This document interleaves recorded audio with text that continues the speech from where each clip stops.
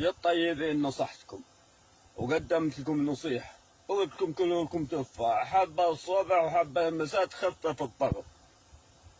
ما سمعتوا كلام. قلت لكم امام جيش، امام سيل جار، خذتكم النخوة. انا هذا اللي كنت اكبر جلاد لهم انهزمت امامهم واعترفت بهزيمتي. وش المشكلة يعني؟ الدنيا حد غالب وحد مغلوب فيها. وكلت لي تفاح. انتو امام واقع يفرض نفسه بالقوة بالصميل. ايش بتسوون؟ والله العظيم لا شفت شيء في اليمن جيش مثله ابدا من يوم خلق، ولا سمعت عن هذا الجيش ابدا. احنا كنا نسخر منهم 7 سنين ونسخر منهم، وهم يعدون العدة ودربوا جيوش.